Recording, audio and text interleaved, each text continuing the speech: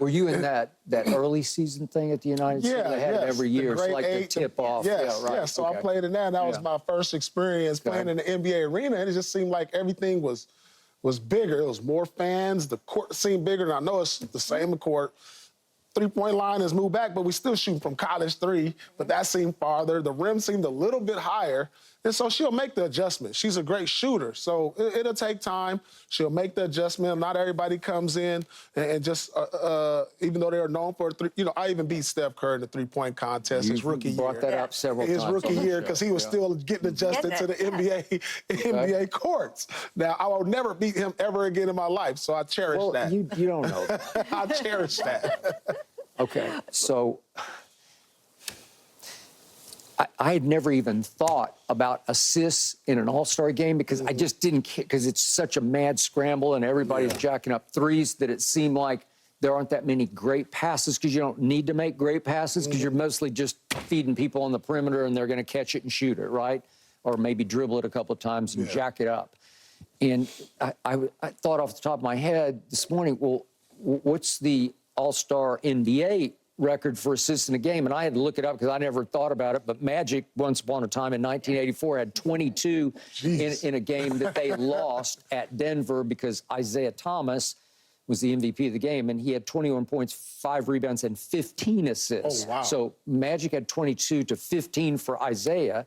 So it's like, I didn't even know that because I didn't care. But NBA All-Star scoring has long been way inflated and a joke, whereas, as you guys both said, this was a highly competitive game. Man. Like Cheryl Reed said like after the game, she said, it's one of the greatest spectacles in the history of our league, this game. That's saying something coming from her. And the competition between these two teams, it's not a surprise because, first of all, this happened before the last Olympics, was the WNBA team beat the Team USA team.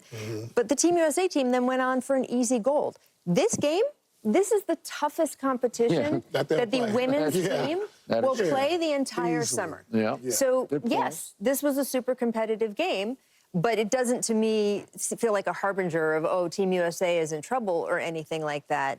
As for Caitlin, the tiredness, again, I'm going to say it, I think it is a big deal. She has brought up the fact that she has played basically a year straight of basketball. And if you look at when the college season ended, when the WNBA draft was, and when she had to start playing, I mean, it's all happens within like a month, 5 weeks span. I can understand that. So she now has the month off. I think that not making this Olympic team, as controversial as it was, may actually be the best thing for her rookie year.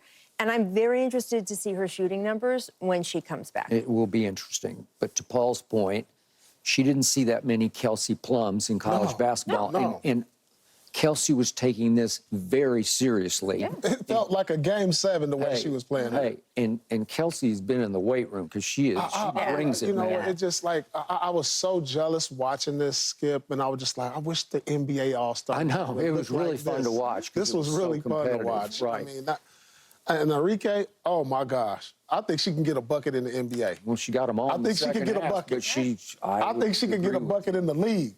Seriously. And she's not the only one. So let's take a quick look at all 7 of Caitlin's misses to show you how close, because she said 3 of them she thought were down. They just keep going in and out. Yep. So there she goes on the first one. It's a little short. Short is also a sign of being tired. It is. And a little wide right. And then that's usually money for her. Ball every time I notice. Yeah. It looks, I mean, it's just great. Pretty open. Wide left. Yeah, you noticed it with that ball, This is the one that's at the end of half, and that got her because she just ran off the court shaking her head like, I thought that was down. No good. And I mean, they're jumping way out at her. I just didn't think, being an All-Star game, I mean, but hey, this is competitive. You don't think that our Team USA didn't want to put it on her because they're all the ones who said, well, what about us? Are we chopped liver? And I kept saying, well, your ratings have been kind of chopped liver. You're not, but your ratings have been until she walked in the door, right? And by the way, again, you talk about that contribution to this game in particular. The number of eyeballs on this game was so important because it wasn't just the Caitlin Clark show. it showed off so many great players It did. in the W. And I imagine that people who tuned in maybe just even for this All-Star game, because they're like, okay, an All-Star game I'll watch, suddenly may have fallen in love with not just Caitlin, but many of these players. But it was just exciting. It was just an exciting game. Like, I know at one point that the USA team got down 20, but just to watch the show from some of these women, in particular Enrique, I mean, I was over here like, whoa. Like, every time down, the threes, the fadeaways, it was just like, whoa. I mean, Reese, Caitlin, Asia, Brianna hit him with the Euro on the break. And I was like, she was a whoa. monster in this Brianna game. Stewart, Donna Taurasi came in, made her threes out the jump. I just enjoyed this game. And the game definitely grew even more after that All-Star. So for me, if I'm grading the old Caitlin that I thought was going to be Steph Curry, I got to give her like a D for the game. Man, but if I'm embracing the new USA Caitlin, the new Caitlin who had 15 assists the other night, then I what say, about this? well, I got to give her a B, maybe. So the orchestrator don't get no credit for a good symphony? But what is there to orchestrate in an All-Star game? Because she made a couple of nice passes, but they're not required. You know, It is required. I feel like everything was required in that game. Yeah, it was come so on. competitive. She orchestrated. Come on, she gave it to him. You had over here, you had Reese on the saxophone. Come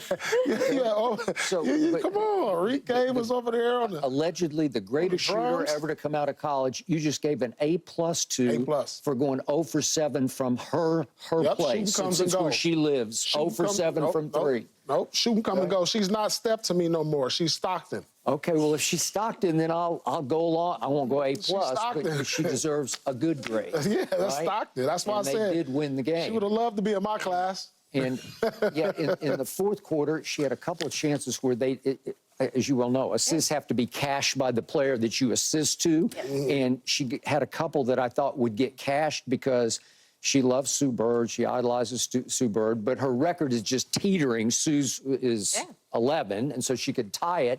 And Caitlin wound up with 1 assist in the fourth quarter because a couple did not get cashed. Right? Absolutely. And by the way, they asked Caitlin after the game, is this vindication for you that you beat this Team USA team after being left off of the team?